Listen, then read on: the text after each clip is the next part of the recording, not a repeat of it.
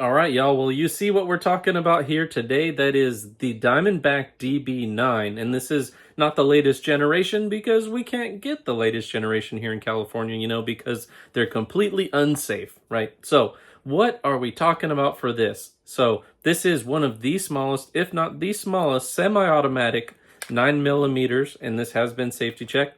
This is one of the smallest semi-auto 9 millimeters. Look at this thing. It is incredibly thin, very, very thin, right? And it's very, very light, very, very small. What does that mean? That means that it could be crazy for recoil, right? So what did I do with this video? This is the flat base pad. I've got the one with the extended base pad here. That's not adding any rounds. And this is a 6+1.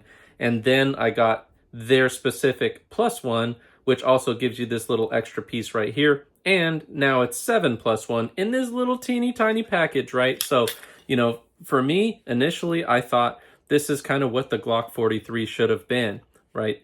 But we'll get into later in the video on why I don't really agree with that anymore. So I'm going to roll in the shooting footage so you can see if any of these little extender plates make a difference for this little tiny ass thing. But yeah, let's roll in that footage and then we'll talk back at the end.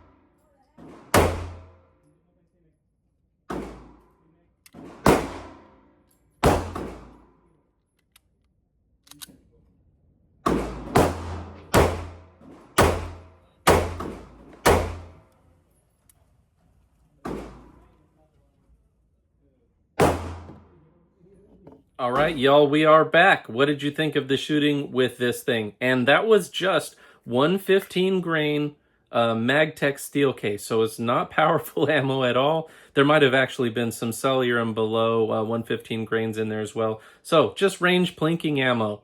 I'll tell you this little guy right here, if you have ever thought to yourself, man, 9mm doesn't have very much recoil, go pick yourself up one of these because it'll change your mind, even with this extended plate here on the bottom. And this is aluminum, so it adds a little bit of weight and it gives you more purchase here and more purchase here, right? So you get more purchase all over the entire firearm. But since it's so thin, this is good and bad, right? Since it's so thin, when you're shooting this thing, not only do you get, a good bit of muzzle flip, but it'll jump out of your hand or move and twist in your hand if you don't grip it tight enough. And then if you grip it tight enough, your groups are going to suck. So this gun overall, very difficult to use, very nice to carry. But what I was saying earlier in the video on why I don't think this is what the Glock 43 should have been are the reasons that we were just talking about, right? This is so small that yes, it's easy to carry, but that means that it's got a lot more muzzle flip. It's a lot harder to get yourself, very fast follow-up shots because the muzzle flip is so much, it's taking you all that extra time to get back on target. And these earlier ones, they had a thinner barrel. So you can't use like plus P ammo. You wouldn't want to use plus P out of this anyway, just because it is so snappy, right?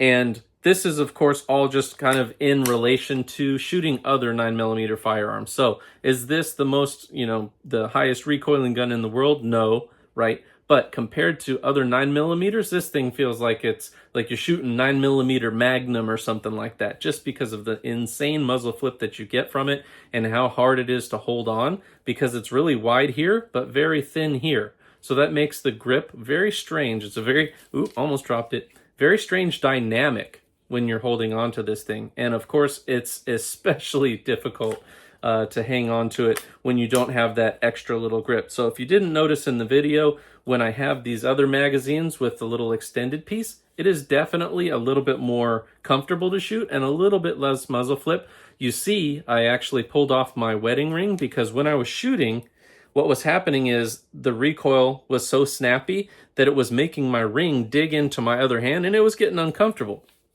And if you haven't shot one of these, go find one and shoot it, because it'll take your thoughts on 9mm to a whole different level, I promise you. But overall, it's a fun little gun, but I wouldn't really recommend it for too many folks, especially the earlier ones that don't have the slide catch, because guess what?